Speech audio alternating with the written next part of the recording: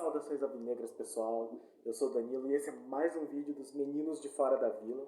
E hoje nós vamos fazer um giro de notícias para falar um pouco sobre o que está agitando os bastidores do Santos Futebol Clube. E para começar, uma notícia que vem caindo na boca dos torcedores aí, que são alguns rumores de que o Internacional estaria muito interessado em contratar o Felipe Jonathan. Teria oferecido antes do jogo de ontem, os rumores seriam de 20 milhões de reais, envolvendo aí uma dívida que o Santos ainda teria pela questão da contratação do Sacha, isso em 2018, 2019, e que giraria em torno dos 12 milhões. Então seriam 20 milhões somando essa dívida, mais 3 milhões que o Internacional pagaria à vista, e o restante seriam parcelados de 6 em 6 meses.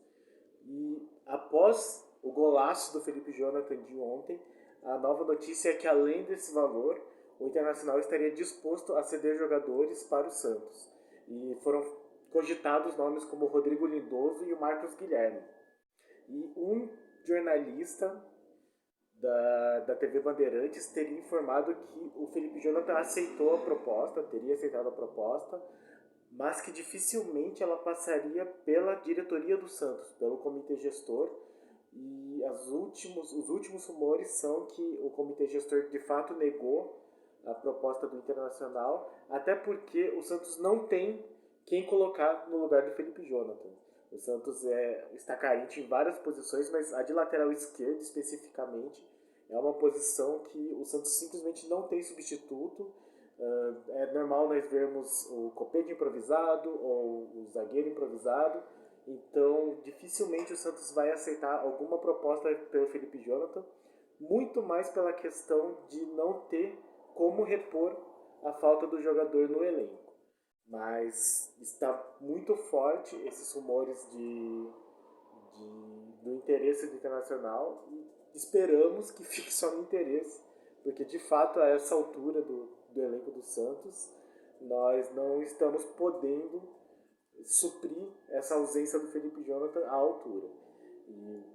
E a proposta não chega a ser assim tão espetacular, é mais pelas dívidas que o Santos já está pagando, né? Essa dívida do Sacha.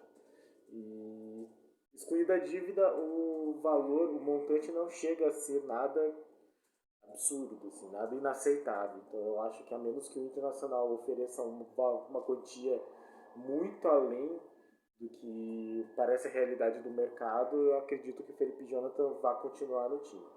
Vamos esperar para ver.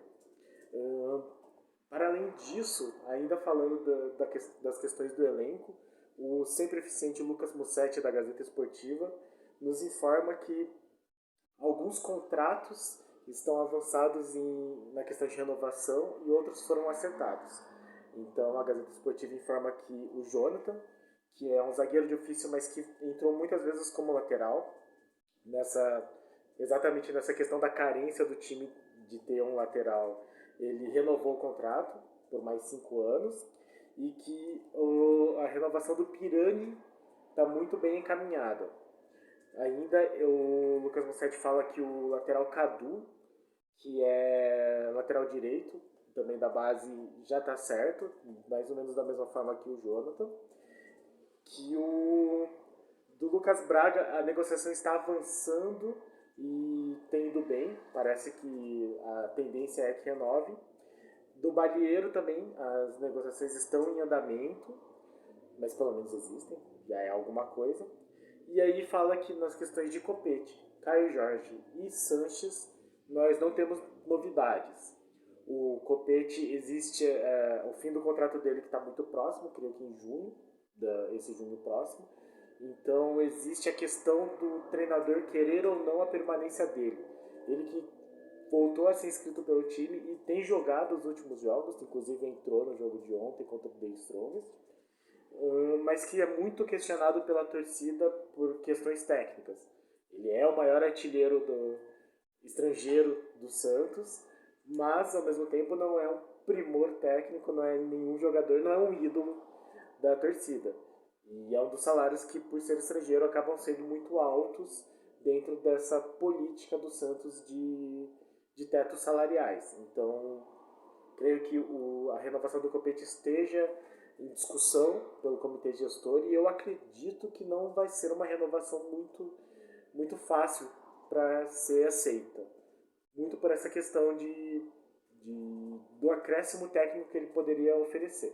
Por outro lado, nosso elenco é muito curto e como ele é um jogador que pode jogar em várias posições, ainda que não muito bem em nenhuma delas, pode ser que ele continue se aceitar algum tipo de redução de salário.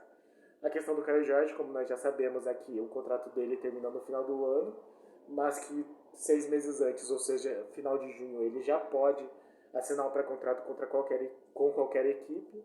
Então, nós ficamos nessa situação de querer que ele renove para poder vendê-lo e o Santos não sair de mãos abanando.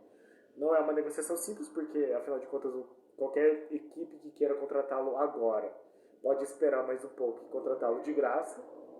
E o Santos tenta renovar contando com uma melhor relação com o jogador e com o Giovanni Bertolucci, que é o Juliano Bertolucci, que é o empresário dele, com o qual o Santos tinha uma dívida que já foi renegociada. Então, as questões de dívidas estão aí afetando as questões de renovação. A do Caio Jorge é esperar. Vamos ver o que é que o empresário e o jogador irão aceitar com relação ao Santos. E a renovação do Sanches, esse é um caso à parte, porque o Santos já definiu mais ou menos quais são as condições para renovação com o jogador, só que o jogador não está concordando. Então, a ideia do Santos é de renovar com um contrato de produtividade, ou seja, com um salário mais baixo do que ele tem agora, e com ganhos, com gatilhos a depender de metas atingidas. Então, normalmente são jogos em que ele entra de titular, número de jogos em que ele entra como titular, e conquistas do clube, conquistas individuais. E daí poderia ser um vínculo o Santos gostaria de um ano, mas o staff do jogador e o jogador acreditam que ele não tem mais o que provar para o Santos, então eles aceitam a redução de salário, mas não a questão de produtividade e querem um contrato de 2 anos para que o jogador se aposente pelo clube, que é a vontade do jogador. É uma questão complicada, nós vamos discutir essa questão um pouco mais para frente, eu e o Carlos, porque é um jogador que ele tem, por um lado, muita importância para o elenco, ele é um líder, ele quando joga bem, o time inteiro joga bem, ele é de uma posição que o Santos está precisando, que é aquela posição no meio campo de segundo volante, que nós tínhamos ele que se contundiu, o Sandri se contundiu, o Jobson se contundiu, e todos eles com questão de ligamento, que são contusões sérias, mas que por outro lado é um jogador já de 36 anos, que já vinha de uma temporada ruim, não estava rendendo muito bem tecnicamente, e que vem de uma lesão muito grave, então é difícil saber como que ele vai retornar aos gramados. É uma questão bastante difícil esse contrato do Sanches, vai ter perdas, vai ter que ter cedências dos dois lados. Existem muitos prós muito positivos e alguns contras muito negativos. Então nós vamos discutir um pouco mais sobre o que é que nós achamos com relação a isso. Mas é uma situação também que o Santos está passando com relação a essas renovações de contratos. Falando dessa questão da posição também dos jogadores, e falando de volância, né, uma coisa que passou despercebida, talvez, para algumas pessoas que estavam assistindo a partida de ontem, é que o Alisson foi expulso depois do jogo. Então ele tomou um cartão vermelho por algum tipo de reclamação, não sabemos direito, após o apito final, e ele também desfalca o Santos para a partida decisiva contra o Barcelona na próxima semana. E somado ao amarelo que o Giamota tinha tomado, que também o deixava suspenso, nós temos aí um problema no meio de campo. Então o Diniz vai ter que resolver isso.